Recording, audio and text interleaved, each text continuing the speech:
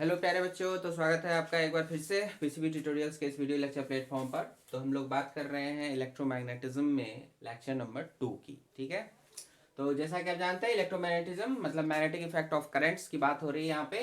तो यहाँ हम लोग आज बात करेंगे बायो सेवर्ट्स लॉ की, one of the most important law of electromagnetism, bio Savart's law.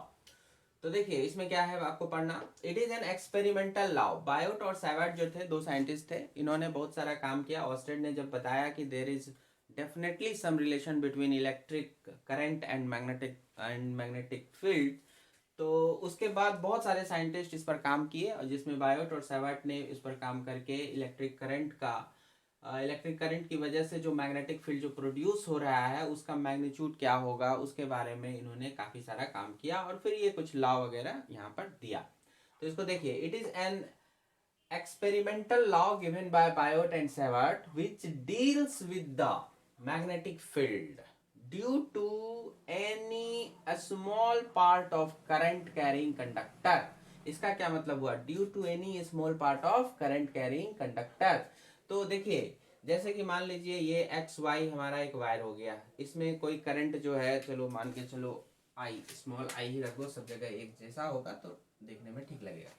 तो मान के चलिए कि स्मॉल आई करंट जो है यहाँ वो फ्लो कर रहा है। ठीक है, तो ये आई जो है इस वायर से एक्स से वाई की तरफ इस तरह से फ्लो कर रहा है। अब ये बहुत बड़ा वायर है, तो इसका जो एक छोटा हिस्सा हम लेंगे। एक्चुअली क्या होगा, वायर का हर छोटा छोटा हिस्सा जो होगा वो सराउंडिंग में एक मैग्नेटिक फील्ड को प्रोड्यूस किए हुए रहेगा। तो बायोट सैवर्ट ने इसके एक छोटे हिस्से को, एकदम छोटा, बहुत छोटा हिस्सा की वजह से किसी भी जगह पर जो मैग्नेटिक फील्ड होगा उसके मैग्नीट्यूड के बारे में यहाँ पर बताया है ना, जो एक्सपेरिमेंट से प्राप्त किया गया। तो उसी को यहाँ लिखा गया, here X Y is a wire carrying current I. ये एक्स वाई एक वायर हो गया जो आई करंट कैरी कर रहा है। डीएल बी इनफाइनाइटेसिमल एलिमेंट, ये जो छोटा सा लेंथ है डीएल, बहुत ही छोटा लेंथ है, of the conductor. DB be the elementary magnetic field. अब इसकी वजह से जो मान लीजिए चलिए इस पी पोजीशन पर हमको मैग्नेटिक फील्ड प्राप्त करना है या पता लगाना है, तो उसको हम कह रहे हैं एलिमेंट्री मैग्नेटिक फील्ड, डीबी से उसको हम डिनोट कर रहे हैं। At point P which is at distance R from the element. तो यहाँ इस एलिमेंट से आप वो डिस्टेंस देख सकते हैं, वो आर डिस्टेंस है। ठीक है, इस तरह से। तो आर यहाँ पर हम बाद में देखेंगे, इसको वेक्टर क्वांटिटी लिखेंगे। ये आइडियल जो होता है इसको करंट एलिमेंट कहते हैं, ये भी एक वेक्टर क्वांटिटी, आप चाहे तो इस पर भी एरो दे सकते हैं। तो बाद में हम लोग देखेंगे, इसको वेक्टर के रूप में भी रिप्रेजेंट करके देखेंगे। ये वाला एंगल जो डीएल वेक्टर में जो वेक्टर है, तो डायरेक्शन चाहिए, तो जो करंट का डायरेक्शन होगा वही आइडियल करंट एलिमेंट का भी डायरेक्शन होगा, ये याद रखिएगा। और यहाँ पर आइडियल और आर के बीच में जो एंगल बन रहा है वो हम लोग थीटा लेके चल रहे हैं। ठीक है, चलिए आगे देखते हैं कि एक्सपेरिमेंट में बायोट और सैवर्ट को क्या प्राप्त हुआ। तो Biot and Savart's law states that the magnitude of the magnetic field dB at the point due to the current element IDL is। तो इन्होंने देखा, कुछ ऑब्जर्वेशन किया, 4 ऑब्जर्वेशन मिले इनको। क्या था वो सब देखिए। पहला, directly proportional to the current I, तो इसको हम लोग स्मॉल आई कर लेते हैं। Directly proportional to the current I, that is dB proportional to I. ठीक है, मतलब यहाँ पर जो भी इस डीबी का मैग्नीट्यूड मिलेगा, एलिमेंट्री मैग्नेटिक फील्ड का मैग्नीट्यूड मिलेगा, वो देखा गया कि आप जितना ज़्यादा यहाँ पे करंट देते हो वो उसके हिसाब से डायरेक्टली प्रोपोर्शनल है। मतलब आपका अगर करंट डबल हो रहा है तो यहाँ पर जो डीबी की वैल्यू है वो भी डबल हो जा रही है। आप इसको जितना टाइम्स बढ़ाते घटाते हो, यहाँ पर सीधा सीधा उसका असर उतना टाइम कम ज़्यादा हो जाता है। फिर देखा इन्होंने directly proportional to length of the element. ये जो आपने जो ये छोटा से छोटा एलिमेंट का लेंथ लिया, अगर आप इस लेंथ को और थोड़ा बड़ा करोगे, डबल कर दिया, तो देखा फील्ड पर असर भी आपका डबल हो रहा है। तो क्या लेंथ है इस एलिमेंट्री लेंथ, यहाँ पर जो भी लिया हुआ है करंट एलिमेंट का, तो उसके हिसाब से भी डायरेक्टली प्रोपोर्शनल मिला। So D B is proportional to D F.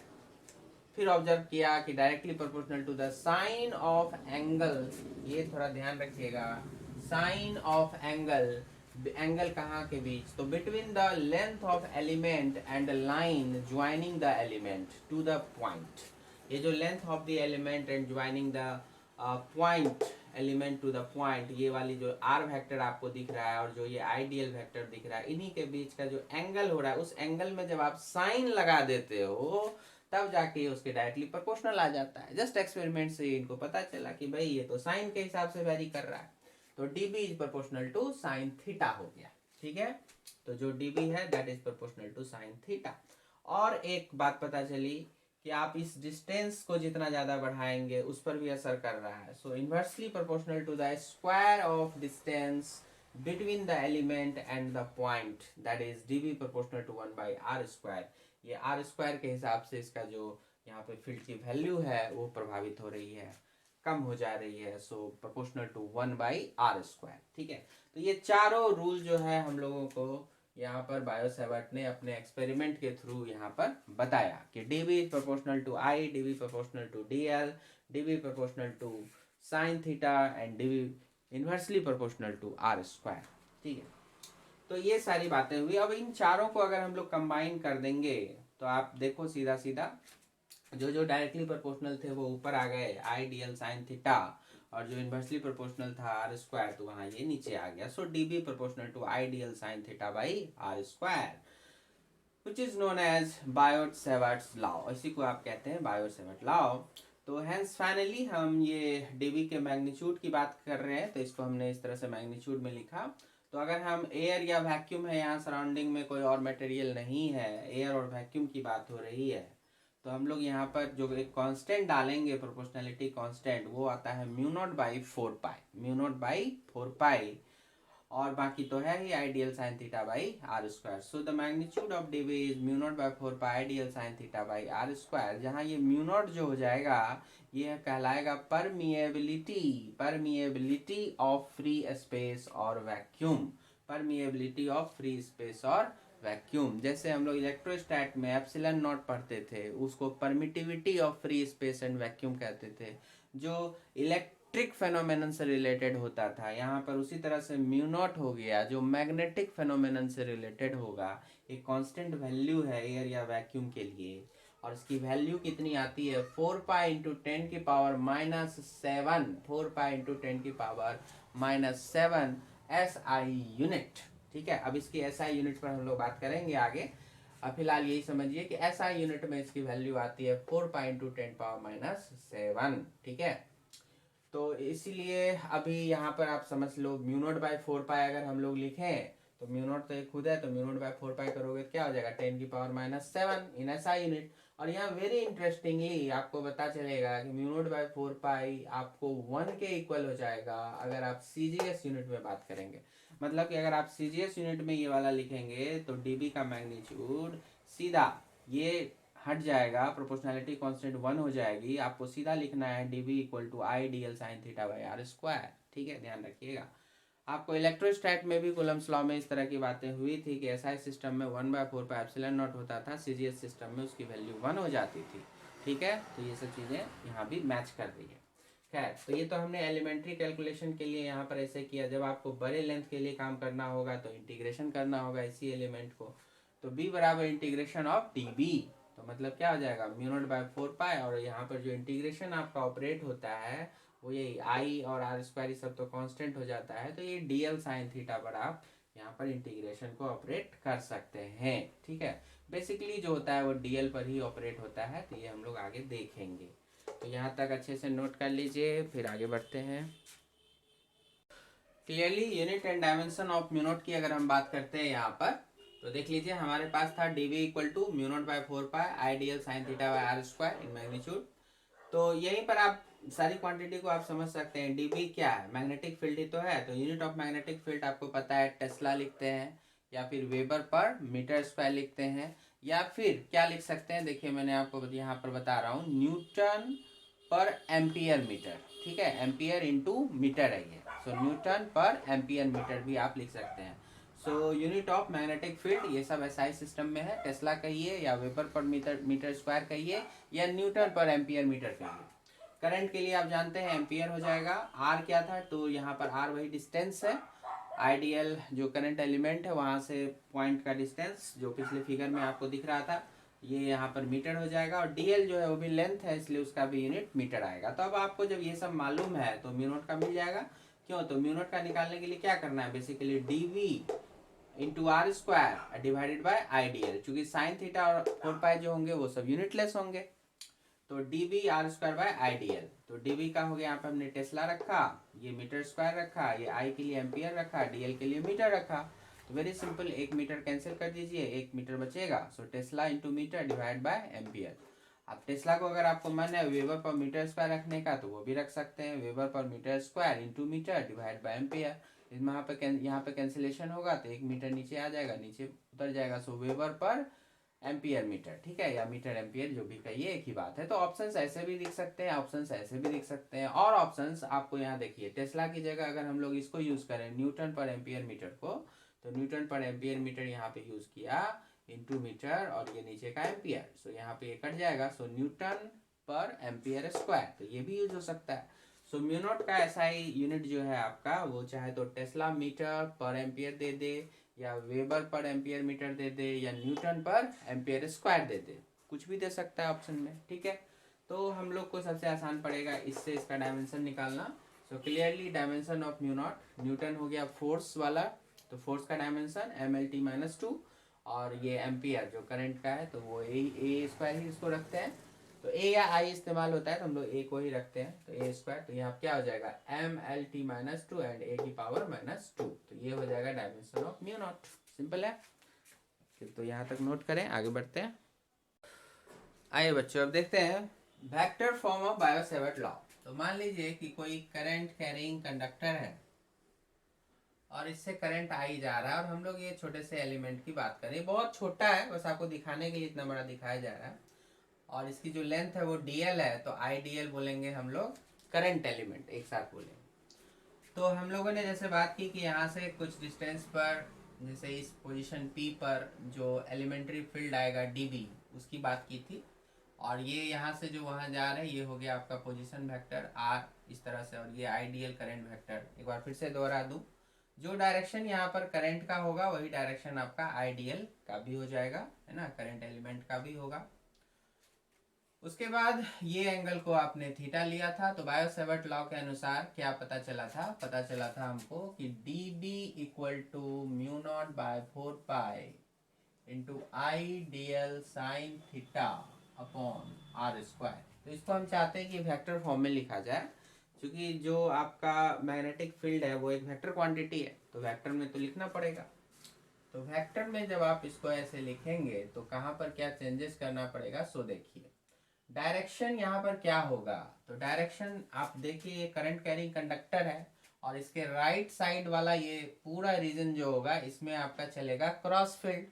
तो कहने का मतलब यहाँ तो क्रॉस के हिसाब से डायरेक्शन होगा, मतलब इनटू दी प्लेन, प्लेन के अंदर वर्टिकली, ठीक है, perpendicular to the plane inside the plane. तो वो कैसे आएगा, तो देखिए आइडियल वेक्टर, तो आइडियल वेक्टर हो गया आपका, इधर हो गया, इस तरफ हो गया, और आर वेक्टर इधर हो गया।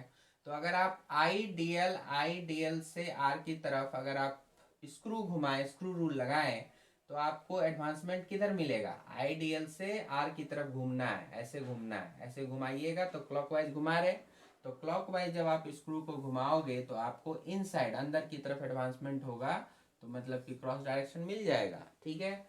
इसलिए आप यहाँ पर आइडियल के साथ क्रॉस आर लिख सकते हो। तो ऊपर का जो हिस्सा चला जाएगा वो चला जाएगा ideal vector across R vector, ठीक है। जब आप ऐसा करेंगे तो आपको ये आइडियल आर साइन थीटा लिखा गया। अगर आप गौर से देखोगे तो आइडियल क्रॉस आर का मैग्नीट्यूड कितना हो गया, ये हो गया आइडियल आर, और उसके बाद साइन थीटा। तो हमने आइडियल साइन थीटा के साथ साथ एक आर एक्स्ट्रा लिखा। देखिए अगर आपने इस तरह से लिखा हुआ है तो आपने मैग्नीट्यूड वाइज इसमें डायरेक्शन तो आ गया कि आइडियल और क्रॉस आर का मतलब हो जाएगा कि आइडियल से आर की तरफ स्क्रू को घुमाएंगे, जो एडवांसमेंट होगा वो डायरेक्शन हो जाएगा इस वेक्टर का, मतलब डीबी वेक्टर का। तो डायरेक्शन तो आ गया, हमने घुमाया तो वो इनसाइड गया, तो inside into the plane, into the plane, तो प्लेन में ये चला गया अंदर में, perpendicular to the plane and inside the plane. तो वो तो आ गया डायरेक्शन, लेकिन मैग्नीट्यूड ऐसे लिखने से क्या हो गया कि ये देखिए आर टर्म आपका एक्स्ट्रा आ गया। तो ऐसे जब आप, जबकि ऊपर में यहाँ पर तो आर नहीं था, आपने जब इसको ऐसे लिखा तो ऊपर में एक आर एक्स्ट्रा आ गया, उसको बैलेंस करने के लिए नीचे भी एक एक्स्ट्रा आर देना पड़ेगा, डिवाइड बाय आर कीजिएगा तभी तो हो पाएगा। तो आपको एक और नीचे में एक्स्ट्रा आर देंगे, आर देते ही क्या बन जाएगा, आर क्यूब। समझे बात को। तो I D L cross R का जो मैग्नीट्यूड आएगा वो मैग्नीट्यूड क्या हो जाएगा, आप ऐसे भी लिख सकते हैं कि आप अगर डायरेक्ट ऐसे लिखिएगा तो इसका मतलब होगा कि दिस एंड एक यूनिट वेक्टर, तो यूनिट वेक्टर का डायरेक्शन किधर, वो इनटू द प्लेन, वो क्रॉस का डायरेक्शन वो बता देगा। लेकिन मैग्नीट्यूड वाइज तो आपने क्या किया, इसमें आर तो एक्स्ट्रा लिख दिया ना, तो ऐसे लिखने से इसमें एक आर एक्स्ट्रा आ गया, तो उसको बैलेंस करने के लिए नीचे भी एक आर देना पड़ेगा, और नीचे में पहले से क्या है, आर स्क्वायर है, तो वो आर और ये आर स्क्वायर मिलके क्या बन गया, आर क्यू बन गया। इसीलिए अब आप इसको जो है इस तरह से vector form of Biot-Savart law कह सकते हैं, ठीक है। और इसी को जब आपको होल कैलकुलेशन करने की जरूरत पड़ेगी तो इंटीग्रेशन बिठा देंगे, तो म्यू नॉट बाय 4 पाई इन सब में तो नहीं चलेगा, इंटीग्रेशन बाहर आ जाएगा, तो आप 1 बाय आर क्यू ये सब बाहर आ जाएगा, आपका बचेगा I D L cross R, है ना। वैसे सिचुएशन के हिसाब से जब प्रॉब्लम आएगा तब उसमें हम लोग काम कर लेंगे, बेसिकली देखेंगे। हालांकि यहाँ भी जब आप देखोगे तो करंट रिमेंस कांस्टेंट, सिर्फ डीएल वेक्टर पर आपका सिर्फ इंटीग्रेशन ऑपरेट होता है, तो और आर जो होता है वो भी एक तरह से कांस्टेंट ही है, तो सिर्फ और सिर्फ आपका डीएल वेक्टर पर इंटीग्रेशन ऑपरेट होगा, जो आगे हम लोग देखेंगे प्रॉब्लम्स के दौरान, तब इसको डिस्कस करेंगे, ठीक है। उसको एक तरह का डिस्प्लेसमेंट वेक्टर भी बोलते हैं, इंटीग्रेशन ऑफ, अभी से बता दूं, ये जो इंटीग्रेशन ऑफ डीएल वेक्टर होता है इसको हम लोग एक तरह से डिस्प्लेसमेंट वेक्टर का भी नाम देते हैं, जिसका मतलब होता है कि initial to final, initial to final. तो इसको भी लिखने का तरीका आगे बताया जाएगा, काफ़ी इंपॉर्टेंट है इसका भी एप्लीकेशन। सो अभी से थोड़ा थोड़ा देखते चलिए, तो यहाँ तक नोट करें, वेक्टर फॉर्म में लिखा गया, अब आगे बढ़ेंगे। चलिए बच्चों आगे देखते हैं। आगे हम बात कर रहे हैं, अगर आप बायो-सेवर्ट लॉ किसी मीडियम में लिखते हैं, अभी जो हमने लिखा था वो हमारा वैक्यूम या स्पेस में लिखा हुआ था या एयर में लिखा हुआ था, लेकिन अगर हम किसी मीडियम में बात करेंगे तो कैसे लिखना है, तो सिंपल है, जहाँ पे हम म्यू नॉट लिखते थे वहां हमको म्यू लिखना है, सिर्फ म्यू लिखेंगे, ठीक है। मतलब डी वी बराबर म्यू अपॉन 4 पाई, फिर अपना I D L cross R अपना ऐसे लगाइए, आई को अंदर रखिए बाहर रखिए, doesn't matter, divide by R cube. Mu क्या है वो समझिए, परमिएबिलिटी ऑफ द मीडियम, जैसे अब आपने पूरा का पूरा पानी के अंदर रख दिया तो फिर उस वक्त वहां पर म्यू लिखा जाएगा, परमिएबिलिटी ऑफ द मीडियम। इसको हम लोग ऐसे भी लिखेंगे, mu naught into mu R, mu को हम ऐसे भी लिख सकते हैं mu naught into mu R, जहां म्यू आर क्या हो गया, relative permeability of the medium, ठीक है। और म्यू आर लिखना होगा तो वही म्यू अपॉन म्यू नॉट, इस तरह से भी कर सकते हैं, मतलब कि permeability of the medium R divided by permeability of free space या एयर, ठीक है। तो उस हिसाब से आपका म्यू आर का वैल्यू आ जाएगा। एयर के लिए अगर आप देखोगे तो एयर या वैक्यूम के लिए म्यू आर क्या हो जाएगा, 1, क्योंकि ऊपर में भी आपको म्यू नॉट लिखना है, नीचे भी म्यू नॉट लिखना है, 1 हो जाएगा।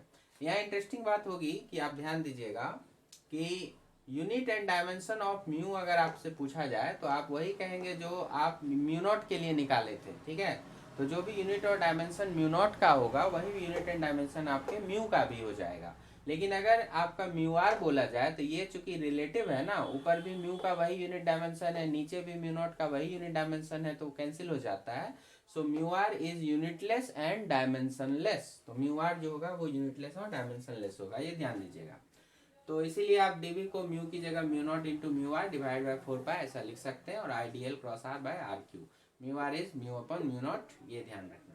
चलिए फिर इसी तरह से Biot Savart law in terms of current density भी दिया जा सकता है, क्योंकि अगर हमको वेक्टर फॉर्म में यहाँ पे देना था तो एक तो डीएल वेक्टर के रूप में दे दिया, और दूसरा आप चाहें तो करंट डेंसिटी के रूप में दे सकते हैं। तो अगर आप करंट डेंसिटी के रूप में लिखिएगा तो आपको कुछ ऐसे लिखना पड़ेगा, DV equal to mu naught by 4 pi J cross R, J is current density, तो J cross R divided by R cube, into आपको एक लगाना पड़ेगा क्या, तो डीवी, डीवी एलिमेंट्री वॉल्यूम। क्यों, देखिए जे जो होता है वो क्या होता है, आई अपॉन ए होता है, तो अगर आप ऊपर नीचे डीएल से आप गुना कर दीजिए ऊपर नीचे, यहाँ भी डीएल यहाँ भी डीएल, तो आई डीएल ऊपर का आपको आ जाएगा आई डीएल क्रॉस आर, जैसा कि हमारा आना चाहिए था, आई डीएल क्रॉस आर आ जाएगा। और नीचे क्या आ जाएगा, ए डीएल, ए डीएल मतलब डीवी, ठीक है। तो ए इंटू डीएल क्या बन जाएगा आपका, डीवी बन जाएगा। तो यहाँ पर ये जो आपका डीएल के साथ आपका जैसे ही ए लगेगा तो वो डीवी का फॉर्म पकड़ लेगा, एलिमेंट्री वॉल्यूम। तो इस तरह से आपका आ जाएगा। तो अगर आप यहाँ पर जे लिखते हैं, जे क्रॉस आर, तो J cross R divide by R cube होगा, लेकिन साथ में क्या लगाना पड़ेगा अब आपको, डीवी, क्योंकि यहाँ पर इसका, इसमें जो आपका आई था और जो यहाँ पर डीएल था, वो आई और डीएल वो इसमें आ जाएगा जे में, ठीक है। और उसके बाद नीचे में जो आपका एरिया वेक्टर आपका आता, और ये डीएल के साथ वो मल्टीप्लाई होकर के क्या बन गया है यहाँ पर डीवी। तो आप चाहे तो इसको आप तोड़ के भी देख सकते हैं। तो एक सेकेंड आपको तोड़ के देखे दिखाते हैं। यहाँ पे जैसे जे को हमने यहाँ पर ऐसे मान के चलिए कि इसको हम लोग यहाँ तोड़ना चाहते हैं, तो जे क्या बन गया, आई अपॉन ए बन गया, इंटू क्या है आर हो गया, बाकी वो साइन थीटा तो आएगा, जे का भी डायरेक्शन वही होता है जो करंट का डायरेक्शन होता है, डिवाइडेड बाय आर क्यू हो गया। और डीवी, डीवी को हमको क्या लिखना है, तो डीवी लिखना है ए इंटू डीएल लिखना है, ठीक है। अब इन्हीं को अरेंज कर लीजिए। तो देखिए आर से इसको काट दीजिए तो आर स्क्वायर आ गया। अब ऊपर में देखिए आई है, डीएल है और साइन थीटा है, तो आई डीएल साइन थीटा आ गया। एक्स्ट्रा क्या है आपके पास, एक्स्ट्रा आपके पास यहाँ पर क्या दिख रहा है हमको, ए दिख रहा है, ठीक है। तो एक्स्ट्रा आपका यहाँ पर ए दिख रहा है, नीचे में हो गया आपका कितना, आर स्क्वायर। तो देखिए यहाँ का ए और यहाँ का ए कैंसिल कर दें, तो ये ए भी जो एक्स्ट्रा था खत्म हो गया। तो ऊपर क्या बचा, आई डी एल साइन थीटा, नीचे क्या बचा, आर स्क्वायर, तो वही बचना चाहिए था, I D L sine theta by R square, वही ओरिजिनल था, तो ये बचना चाहिए था। तो आप इसको जब ओवरऑल कैलकुलेट करते हैं, जे की वैल्यू आई बाय ए डालते हैं और डीवी की वैल्यू ए डी एल डालते हैं, तो आपको ये दिख जाता है, ठीक है। तो DV is A D L, ये याद रखिएगा। तो उससे आपको ये दिख जाएगा, आराम से करके देख सकते हो। तो यहाँ तक कंप्लीट करो, फिर अब आगे बढ़ेंगे। एक और बच गया बच्चों, देखिए इसको, bio-Savart law in terms of charge Q and its velocity. जैसा हमने कहा कि मूविंग चार्ज के सराउंडिंग में भी मैग्नेटिक फील्ड एग्जिस्ट करता है, तो इस वजह से हमें इस फॉर्म में भी लिख सकते हैं बायो-सैवर्ट लॉ को। तो as we know that a moving charge also constitute the current and hence the associated magnetic field is given as, तो dB vector mu naught by 4 pi Q into V cross R divide by R cube, ये आपको लिखना पड़ता है, Q into V cross R divide by R cube. अच्छा, ऐसा क्यों करेंगे, सो देखिए आई डी एल है हमारे पास करंट एलिमेंट, तो इसको देखिए आई को हम लोग वैसे तो D Q by D T लिखते हैं, लेकिन यहाँ पे चार्ज चूंकि फिक्स है आपका चार्ज पार्टिकल, तो आप सीधे सीधे क्यू अपॉन डी टी लिख सकते हैं। और इंटू डी एल था, इस डी टी को आप डी एल के अंदर में लगा सकते हैं। सो क्यू आप छोड़ दीजिए बाहर और D L by D T लगाइए, तो D L by D T मतलब ऊपर डिस्टेंस नीचे टाइम, मतलब क्या होगा, वही तो है वेलोसिटी। सो यहाँ पे D L by D T को वेलोसिटी, तो कहने का मतलब I D L can be replaced with Q into V, okay. और आप जानते हैं कि जो ओरिजिनल फॉर्म था बायो-सैवर्ट का, वो क्या था, वेक्टर फॉर्म में mu naught by 4 pi I D L cross R upon R cube. तो आपका ये आई डी एल की जगह हमारा क्या हो जाएगा, क्यू इंटू वी, तो आप यहीं पर क्यू इंटू वी रख सकते हैं। तो वही क्यू इंटू वी रखा हुआ है, क्यू बाहर आ गया, वी क्रॉस आर आपका रह गया, समझ सकते हैं। यहाँ से आई डी एल की जगह क्या रखना है, क्यू वी रखना है, तो क्यू वी रख दिया, बाकी चीज़ें तो पहले जैसी थी। तो इस तरह से भी फॉर्म में आपको दिया जा सकता है, Q into V cross R divided by R cube. तो याद रखेंगे ये सारे फॉर्म्स। हाँ जी बच्चों, तो अब देखिए आगे सबसे इम्पोर्टेंट पार्ट है अब आपका एप्लीकेशन ऑफ बायो-सैवर्ट्स लॉ। तो इसमें जो सबसे पहला एप्लीकेशन हम लोग पढ़ते हैं, calculation of magnetic field due to straight current carrying conductor. Straight current carrying conductor होगा, थिन अंडरस्टूड है, पतला ही होगा। और ये बोर्ड के एग्जाम में सीबीएसई हो या बिहार बोर्ड हो, वहाँ पर कभी कभी आपको ये फार्मूला प्रूव करने को आ जाता है। तो अगर नीट के पर्पस की बात करेंगे तब तो सीधा सीधा हमें है कि अगर ऐसा कुछ बोला कि स्ट्रेट करंट कैरिंग कंडक्टर की वजह से मैग्नेटिक फील्ड बताइए, तो वैल्यू तो हमें यही याद रखनी है फॉर्मूले के रूप में। उसका जो मैग्नीट्यूड आएगा, फील्ड जो भी हम पी पॉइंट पर यहाँ फील्ड बी निकालेंगे, वो आएगा mu naught by 4 pi I upon ये परपेंडिकुलर डिस्टेंस, चाहे डी बोल लो चाहे जो भी दिया रहे वो, तो हम लोग डी के रूप में लिए हैं, सो आई अपॉन डी, और इनटू साइन ऑफ ऊपर का एंगल अल्फा और साइन ऑफ प्लस नीचे का एंगल बीटा, ठीक है, sine alpha plus sine beta. So mu naught by 4 pi I upon D sine alpha plus sine beta, जहां पर आई हो गया आपका ये स्ट्रेट करंट कैरिंग वायर जो भी है उससे फ्लो होने वाला करंट, डी हो गया जिस पॉइंट पे निकाल रहे हैं वहां से परपेंडिकुलर डिस्टेंस, और अल्फा हो गया ये जो लाइन आप देख रहे हो बीचों बीच परपेंडिकुलर लाइन, इससे ऊपर वाला ये जहाँ पे वायर खत्म हो रहा है उसको जो मिलाएंगे वो एंगल अल्फा, और नीचे वाला ये वाला यहाँ से ऊपर नीचे यहाँ जो मिलाएंगे ये वाली लाइन को और ये वायर को, तो यहाँ से ये वाला एंगल बीटा आप देख सकते हैं फिगर में। तो sign alpha plus sine beta वो चलाएगा साथ में, इस तरह से समझ सकते हैं। बाकी ये प्रूफ आपको अक्सर थोड़ा सा बोर्ड में पूछ लेता है कभी, तो इसलिए मैं यहाँ पे बता रहा हूँ आपको, सो ध्यान देंगे, समझने की कोशिश करिए। ये स्ट्रेट करंट कैरिंग वायर हो गया और आपको इस पी पॉइंट पर मैग्नेटिक फील्ड कैलकुलेट करना है। तो यहाँ से क्या किया, एक परपेंडिकुलर यहाँ पे डाल दिया गया और हमने क्या किया, एल डिस्टेंस पर डीएल लेंथ हमने एक एलिमेंट्री लेंथ ले लिया, एल पर डीएल, क्लियर है, एल पर डीएल लेंथ ले लिया। अब ये डीएल से आपको इस पोजीशन पर निकालना था तो यहाँ पे ऐसे मिला दिया, यही हो गया आपका आर पोजीशन वाला, ठीक है। और ये एंगल आपका जो होता था ये डीएल वाला और ये आर वाले के बीच का जो एंगल होता था ऊपर से जो आप वायर से एंगल लेते थे वही एंगल हो गया थीटा। तो नीचे वाला जो इधर आएगा वो क्या हो जाएगा, पाई माइनस थीटा, क्लियर है। ये लेंथ आपका आर हो गया, ये यहाँ से एंगल थीटा हो गया, तो ये अंदर वाला पाई माइनस थीटा हो गया। इस पॉइंट को हम लोग क्यू बोल दिए। ये जो एलिमेंट्री डीएल लेंथ है बहुत छोटा है, इसको हम फिर भी क्यू नाम दे दिए, ताकि हम एक ट्रायंगल लेंगे पी ओ क्यू या ओ पी क्यू, इसमें हम लोग काम करना है। तो ओ पी क्यू में क्या काम करना है सो देखिए, और ये ओ पी क्यू का ये वाला एंगल हमने फाई ले लिया है और ये वाला एंगल अपने आप निकल के आ गया है पाई माइनस थीटा। तो आप यहाँ पर दो चीज़ें ध्यान दीजिएगा, एक तो हो गया कि पाई माइनस थीटा और प्लस फाई, ये दोनों मिलके क्या बनाएंगे 90 डिग्री, क्योंकि ये अकेला 90 है इस ट्रायंगल में। So pi minus theta plus phi equal to pi by 2। तो इससे आप थीटा निकालेंगे, इसको इधर ले जाइए, इसको इधर ले जाइए, तो आपका बनेगा theta pi by 2 plus phi, ठीक है। ऐसे भी समझ सकते हैं कि कोई भी अगर ट्रायंगल है आपका तो उसका जो ये वाला एंगल हो गया ये एक्सटीरियर एंगल बन गया। एक्सटीरियर एंगल जो होता है वो सम ऑफ इंटीरियर एंगल्स होता है, तो ये थीटा क्या होगा 90 प्लस फाइव, तो ऐसे भी समझ सकते हैं 90 को पाई बाई 2 लिखा जा रहा है, ठीक है। अब दोनों साइड क्या करिए, आप साइन लगा दीजिए। दोनों साइड अगर आप साइन ऑपरेट करेंगे तो इधर हो गया साइन थीटा, इधर हो गया साइन 90 प्लस फाइव, तो साइन 90 प्लस फाइव जो होता है वो कॉस फाइव होता है। तो आप ये सब फार्मूला जो है जो यूज हुआ है वो साइड में मैं लिख लेता हूँ, साइन 90 प्लस जैसे कि हमने कहा फाइव, तो ये क्या बन गया कॉस फाइव, ठीक है। तो ये सब बेसिक मैथमेटिक्स ट्रिगोनोमेट्री में अप्लाइड मैथ वाले सेक्शन में प्लेलिस्ट में जाके अप्लाइड मैथ्स वाला देख लेंगे वहाँ पे, तो उसमें आपको ये सब फार्मूला आराम से दिख जाएगा, याद भी कर लेना है, हमेशा याद भी रखना है। So sine 90 plus theta second quadrant में जाएगा, साइन 90 देख करके कॉस में कन्वर्ट हो गया और इसलिए वो बन गया कॉस फाइव, और सेकेंड क्वाड्रेंट में साइन जो होता है पॉजिटिव ही रहता है इसलिए वो positive cos five, that's clear. तो एक तो हम लोग को इसका यूज करना है, जहाँ भी साइन थीटा आएगा कॉस फाइव यूज कर लेना। दूसरा क्या देखना है, इसी ट्रायंगल में अगर आप गौर से देखो तो ये वाला एंगल पाई माइनस थीटा है, तो साइन पाई माइनस थीटा, तो साइन इसमें लगा देते हैं तो क्या होगा परपेंडिकुलर ये बन जाएगा डी और इसका हाइपोटेनियस है आर, तो डी अपॉन आर, जिससे क्या हो कि तब देखो साइन पाई माइनस थीटा, तो इसकी भी वैल्यू हो जाती है सेकेंड क्वाड्रेंट में ही जाएगा और ये वैल्यू हो जाती है साइन थीटा। तो हमने ये फॉर्मूला भी यूज किया, sine pi minus theta is sine theta, ठीक है। तो उसको भी याद रखना है, तो sine pi minus theta is sine theta, तो साइन थीटा यहाँ पर क्या बन गया D by R, so R क्या बन जाएगा डी अपॉन साइन थीटा, ठीक है, जिसको साइन थीटा की जरूरत पड़ने पर कॉस फाइव लिखेंगे, ठीक। अब एक तीसरा चीज, अब यहाँ पर चूंकि हमको इस यहाँ पर देखिए जो ओरिजिनल फॉर्म है बायो-सेवर्ट लॉ का, वो मैग्नीट्यूड में यही था mu naught by 4 pi I DL sine theta by R square, तो हमको यहाँ पे डीएल को हटाना है, तो डीएल मतलब आपको एल है यहाँ पर, तो डीएल कैसे लाएंगे, तो डिफ्रेंशिएट करके ही ला सकते हैं।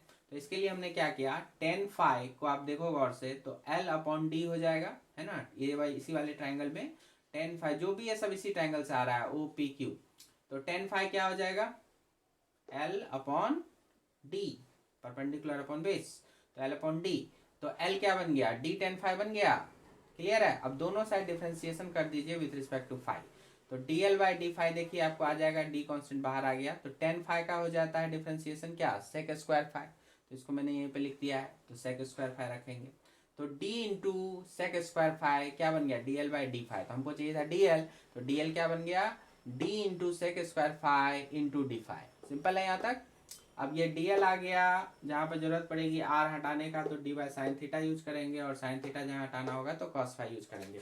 तो इन सब को हमको इन्हीं तीनों को यूज करते हुए यहाँ पे अब हमको लिखना है। तो ध्यान से देखिए लिखा गया है, आई तो आपका बाहर रहेगा, dl को लिखना था d sec square phi D phi, लिख दिया d sec square phi D phi लिख दिया। उसके बाद ये sine theta as it is अभी रहने दीजिए। नीचे वाला आर स्क्वायर था तो उस आर को डी बाय साइन थीटा यहाँ लिखेंगे, तो आर स्क्वायर तो D square by sine square theta, वो भी यहाँ पे लिख दिया। एक डी कैंसिल कर दीजिए, कर दिया। अब आगे बढ़िए, म्यू नॉट बाय 4 पाई आई आ गया आपका। अब देखिए ये सेक स्क्वायर फाई है यहाँ पे, और ये साइन थीटा को हम अब कॉस फाई लिख रहे हैं यहाँ से, तो कॉस फाई हमने यहाँ पे लिख दिया और डी फाई को लास्ट में लिखा। नीचे देखिए क्या किया, नीचे में एक डी था, एक डी रह गया। अब साइन स्क्वायर थीटा को भी हमने क्या किया, कॉस स्क्वायर फाई लिख दिया। अब ध्यान से सुनिएगा, ये जो D by cos square phi आया है ये ऊपर चला जाएगा कॉस स्क्वायर फाई, क्योंकि ये नीचे में था डिनोमिनेटर में, ये नीचे में भी और नीचे में था तो ये ऊपर चला गया। अब क्या होगा कि ये cos square phi sec square phi के साथ चला जाएगा, तो sec square phi into cos square phi बच्चों क्या हो जाएगा, 1 नहीं हो जाएगा, क्योंकि कॉस का उल्टा क्या होता है, सेक होता है। तो 1 बाय, आप यहाँ पे 1 बाय कॉस स्क्वायर कर सकते हैं और वो आपका 1 हो जाएगा, इसलिए मैंने कॉस स्क्वायर फाई और सेक स्क्वायर फाई को कैंसिल कर दिया। तो क्या हो गया, आई इंटू कॉस फाई, और नीचे में क्या हो गया डी, और यहाँ पर हो गया आपका ये डी फाई। तो ओवरऑल देखिए क्या बच गया, mu naught by 4 pi I upon D, और उसके बाद क्या बचा, कॉस फाई। ठीक है, बाकी एक डी फाई ये रह गया। तो यही आपका ओरिजिनल फॉर्म हो जाता है डी फाई के रूप में, और अब इसी को इंटीग्रेट करेंगे तो आपका काम हो जाएगा। ठीक है, तो अब आप जैसे पूरा वायर के लिए निकालना है तो इंटीग्रेशन कर दीजिए, तो b बन जाएगा integration of D B mu naught by 4 pi by D. अब यहाँ लिमिट पर थोड़ा ध्यान दीजिएगा, देखिए वेरिएबल क्या आ गया, फाई एंगल, तो फोटो को देखिए फाई, तो आप इस वाले मिडिल वाले लाइन से ही आपका एंगल ऑपरेट करना है। तो इधर जो आप ऊपर का एंगल अगर पॉजिटिव लोगे, चूंकि यहाँ से आप ऊपर जा रहे हो तो पॉजिटिव, तो एक डायरेक्शन जा रहा है, और यहीं से आप नीचे जाओगे तो क्या होगा, उल्टा डायरेक्शन पे आप आ गए। ठीक है, नीचे आ गए ना, इसलिए उल्टा डायरेक्शन काउंट होगा, यहाँ ऊपर गए इसलिए वो पॉजिटिव डायरेक्शन काउंट होगा। तो हम अगर अल्फा को प्लस बोलेंगे तो बीटा हमारा माइनस में कहना होगा, तो बीटा हम निगेटिव में बोलेंगे।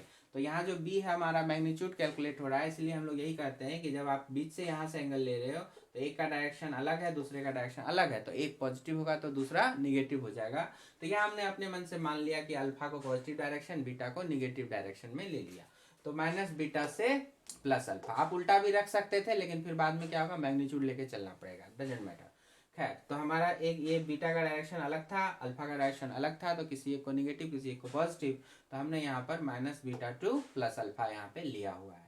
अब कॉस फाई का इंटीग्रेशन जो होता है वो सीधा सीधा साइन फाई होता है, और फिर आपका ये लोअर लिमिट अपर लिमिट आपका चढ़ गया, और फिर साइन अल्फा, फिर माइनस माइनस ऑफ फाई हटाइए तो साइन माइनस बीटा। तो याद रहे आपको कि साइन ऑफ माइनस कोई भी एंगल होगा तो माइनस ऑफ साइन वो एंगल चला आता है। ठीक है, वो भी हमने लिख दिया, तो ये चीज माइनस इधर आकर के प्लस हो जाएगी, तो यही आपका फार्मूला यहाँ पर आ जाता है इससे। तो ये हो गया आपका प्रूफ। ठीक है, तो अच्छे से इसको समझ लीजिए, बस यहीं पे ये 3 कैलकुलेशन करना था। इस ट्रायंगल में एल पर डी एल लेंथ लिया था, और फिर उसके बाद ये ट्रायंगल बना लिया था आपका, ये थीटा बन गया था पाई बाय 2 प्लस फाई, दोनों साइड साइन ऑपरेट कर दिया, उससे साइन थीटा कॉस फाई आ गया।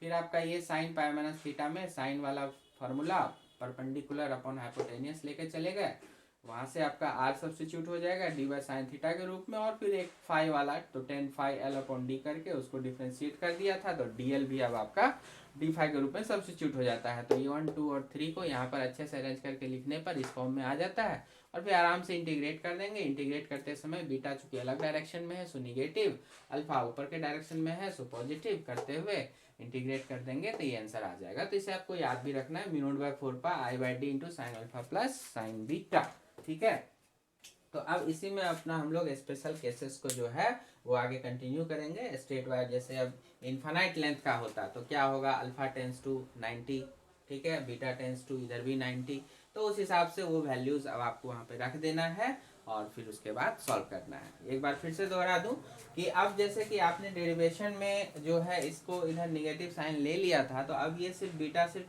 जब आप कैलकुलेशन करोगे तो सिर्फ मैग्नीट्यूड यहाँ पे लिखना होगा। जैसे मान के चलिए 30 डिग्री का है, ऊपर में 45 है, तो आपको ऊपर वाला जो है 45 और नीचे वाला जो है वो -30 अब नहीं लिखना है, वो माइनस आपने ऑलरेडी यहाँ पे कैलकुलेशन में उसको इंक्लूड कर रखा है। सो आपको अब सिर्फ मैग्नीट्यूड ही लिखना है। ऊपर का एंगल कितना है उसका मैग्नीट्यूड, नीचे का एंगल कितना है उसका मैग्नीट्यूड ही आपको इस फार्मूले में अब यहाँ पे यूज करना है। ठीक है, तो आप यहाँ पर जो भी आएगा ऊपर 45 नीचे 30, तो 45 30 जो भी लिखना है सो लिखेंगे। तो याद रहे अल्फा बीटा अब यहाँ पर मैग्नीट्यूड में यूज होगा। सो यहाँ पर चाहो तो एक लाइन लिख सकते हो, alpha and beta must be used in magnitude in problems. ठीक है, डेरिवेशन के समय सिर्फ आपको देखना था कि अल्फा पॉजिटिव बीटा नेगेटिव, लेकिन जब आप न्यूमेरिकल सॉल्व करेंगे तो अल्फा भी पॉजिटिव बीटा भी पॉजिटिव, वो एंगल की वैल्यू आपको बस वहाँ पे उठा के रखनी है, ये ध्यान रखने की बात है। तो चलिए यहाँ पर अब आपका ये चीज़ हो जाता है, तो μ0/4π/d और जो भी ऊपर का यहाँ पे एंगल होगा उसमें साइन लगाना है, नीचे का एंगल होगा उसमें साइन लगाना है। तो नेक्स्ट वीडियो लेक्चर में इस तरह से हम लोग उसके काफ़ी सारे एप्लीकेशन हैं स्ट्रेट वायर के। इनफाइनाइट लेंथ का हो जाएगा तो उसमें फिर क्या आपका फार्मूला बनेगा, है ना, वन एंड पे अगर रखा हुआ है तो क्या फार्मूला बनेगा। तो इस तरह से बहुत सारा आपको यूज़ होगा। सो हम लोग नेक्स्ट वीडियो लेक्चर में, और बहुत सारे एप्लीकेशंस हैं बायोसेवर्ट के, फिर आर्क वगैरह सब आएंगे, तो उसको हम लोग नेक्स्ट वीडियो में कवर करेंगे। ठीक है, तो इस वीडियो में इतना ही, अच्छे से कवर करके रखिए, फिर मिलते हैं जल्दी नेक्स्ट वीडियो में। थैंक यू, पढ़ते रहिए अच्छे से, ऑल द बेस्ट।